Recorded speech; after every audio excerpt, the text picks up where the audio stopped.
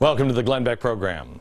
The last 2 years, the federal government has been on a spending orgy, the likes of which no one on the planet has ever seen before. And now, as the election campaign season begins, we're hearing politicians talk tough about getting our fiscal house in order.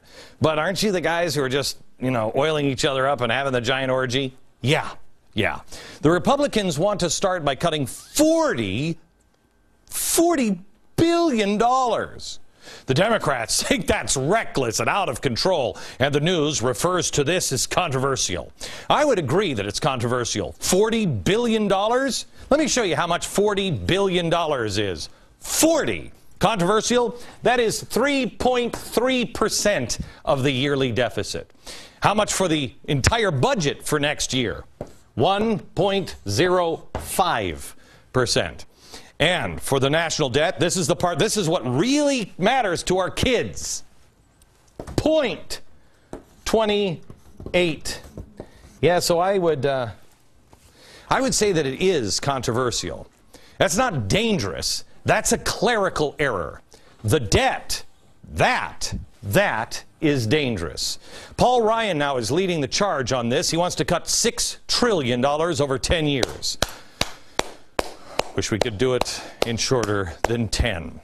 But the problem is, it is going to be hard to convince people and have them really understand what this means. We all are going to have our life changed. But we have to break out of something called the normalcy bias. This is critical that Americans understand what a normalcy bias really is. The normalcy bias, best way to explain it is 9/11. On 9/11, 2 massive jet planes crashed directly into office buildings. People saw them from their office come into the plane. They felt the building shake. They could see it on television. Yet some people who worked in the World Trade Center actually went to the stairwells and then turned around and said, "Oh, wait, I've got to turn off my computer," or "I forgot my coat. I'll be right back." Like they would be later in the day coming back to their office and turn their computer back on, like it made a difference. When were they going to come back to their office? An hour later, after they somehow or another got the burning airplane out of the building?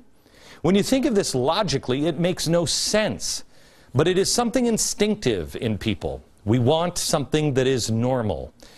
And people run around ignoring the reality around them to hold on to some sense of life as usual. And that's what's happening in America. It is imperative that you break out of the normalcy bias, because nothing is business as usual in our country or on planet Earth. It is on fire. And your life, just as our lives did on September 11th, it's about to change. But you never make it down the stairwell or get out or save anyone else's life if you still think you can go back and turn off your lights and still make it out. It's on fire, and there is a chance to get out and save it and save others, but you must wake up now.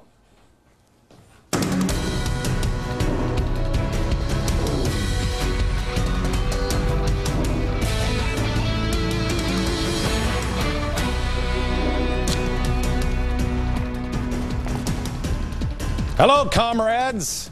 I'm just trying it out. Hello, comrades. Workers of the world unite. Andy Stern was right. It's not just a slogan anymore, is it? Global unions. Unions have gone global. These are all the letters of solidarity from all over the globe. And it's the same story in country after country after country. What was that name of that book? Oh, yeah, that's right. The Coming Insurrection. Country after country, starting in Greece.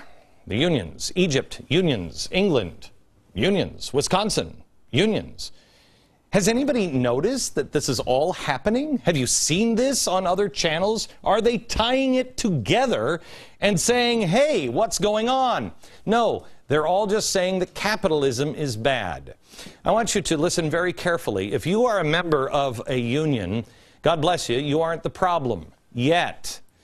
But if you remain silent, if you bury your head, if you stay in the normalcy bias, you are going to be part of the problem. Just as we said after September 11th, where are all the good Muslims? Well, they were afraid, and they didn't say anything. And that didn't help. It made the problem worse. The problem here, at this point, is there are far too many people leading the unions that are communist, socialist, or revolutionary washouts from the 1960s, whose lone goal is and always has been the destruction of capitalism and the Western way of life. And we're seeing it play out over and over and over, all over the globe. Here's Wisconsin. Gee, that stand with Wisconsin, those people are carrying a sign that is a communist logo. That logo is part of the International Socialist Organization. But have you noticed these people? They're everywhere. Here are the unions. But look at the crowds when you see them. You'll notice a large portion of the crowds are students. Lenin had a name for them: useful idiots. Now, I've seen a lot of media hacks calling me crazy for pointing out the communist and the socialist, but they notice, at least I noticed, that they never specifically refute the claim. They make it about me. This isn't about me. This is about our country and our planet and the freedom for our children. They don't refute it. They make it about me because they can't refute it, because it's in their own words. Ask yourself next time you see anyone on any channel in America or the world talking about these images, ask them, ask yourself, why are they not showing the people standing with the unions, or the unions sometimes in their own words? Here's what we have from Wisconsin. The Socialist Party USA, democracy in the streets. Madison mobilizes to defeat the anti-labor Walker. Solidarity, this is a socialist, feminist, anti-racist organization, whatever the heck that means. Statement from Wisconsin: solidarity, we can, we must, we will. New York, Democratic Socialist of America, emergency Wisconsin solidarity rally. Make no mistake, these are coordinated, and they are radicals, revolutionaries, unions, socialists, and communists. Now, you can say all you want if you're in a union, well, my union, it's not, they don't agree with that. Fine. But may I remind you what your mother most likely told you, because my mother used to drill it into my head all the time. Show me your friends, and I will show you your future.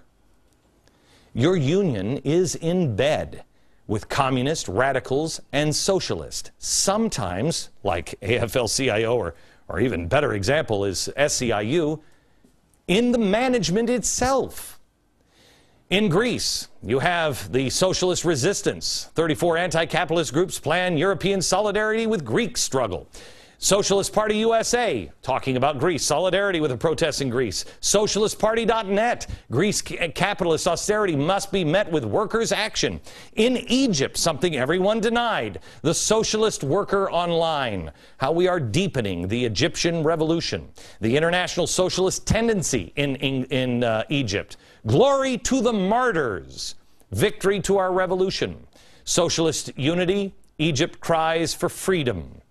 In London, Revolution, a socialist youth movement. UK Socialist Party, the Socialist Workers' Party. Over 500,000 people marched through London today in a magnificent outpouring in the workers' class anger against the government.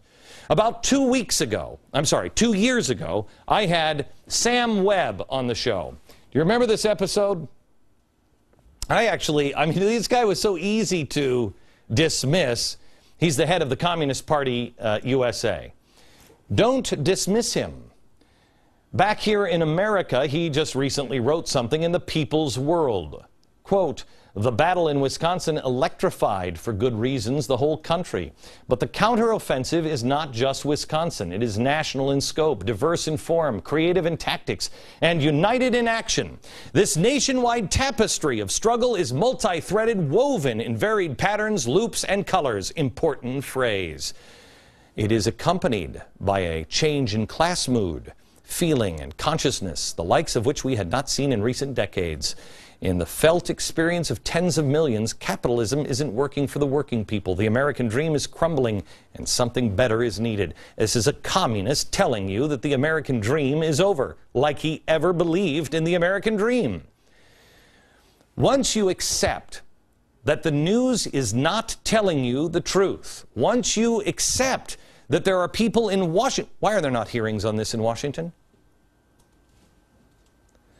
once you accept that this is permeating our entire society, not just in America, but around the globe, and you stop with the normalcy bias, it leaves you with a picture that really no one wants to look at. And that's why your neighbors aren't walking and looking at it. And it's much bigger than the President of the United States. That's why they've got to make this about the Democrats and Republicans, because that's easy to understand. This has nothing to do with President Obama, and it hasn't for quite some time.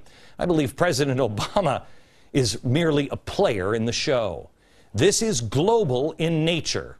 And if you don't think so, do I need to show you the pictures from all over, or all of the unions saying exactly the same things in exactly the same words worldwide? There are radicals, globalists, Islamists, all working together. The radicals in the 1960s who were shunned because they were dope-smoking losers at the time, they still are losers.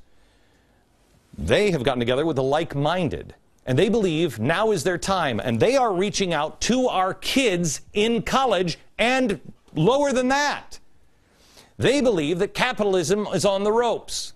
Frances Fox Piven, that sweet old grandma, just did a recent interview. Man, she gets around an awful lot, where they called capitalism evil. And she pretended to be shocked that I or anyone else would suggest that she's for violent uprisings. Why, I'm just sitting here having a little Metamucil. That's all I'm doing. Really?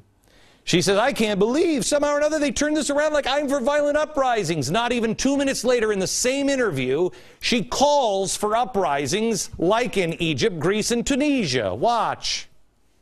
Look at Egypt. Yes. Look at the protests in England and to Bahrain. Yep. And Yemen. Perhaps Libya. I think we may see a series of protest movements in the United States. Would you think, Francis, that the movement could be led with these students? I think it could happen. I hope it will happen. Do I need to show you the videotape of the people being killed, the chaos in the streets, the revolution? Do I need to remind you, overthrow of the government in those, all of those situations are the goal? That is what she wants, and that is what many of those in labor unions want as well. Not the workers, but people like Andy Stern and Richard Trumka.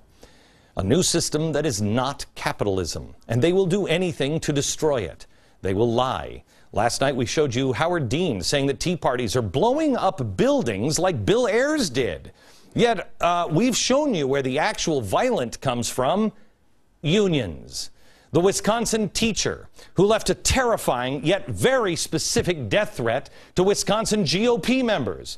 Piven herself was inspired by violence, by the Watts riots. Her and her husband saw this and realized they could fundamentally transform America if they could get them to be hooked and revolt. But it's not only here that they seek to transform. Here is a list of all of the countries standing in solidarity with Wisconsin and the We Are One rallies, led by the unions and in support of the unions, held around the globe. Look at the list. There are countries, Bahrain. They got the Saudi tank thing going. They're standing in solidarity on this. I want to focus on domestic issues. In Canada, more than 2,000 Canadian and American trade unionists gathered at the Peace Arch in British Columbia. These rallies are happening, and there is no denying what's going on. This is what's going on. Radicals, Islamists, communists, and socialists working together against Israel, against capitalism, to overturn stability. The protests become contagious. They cascade. They sweep the Middle East. That's already been done. To destabilize Europe and then the rest of the world. How can anyone deny these things are going on?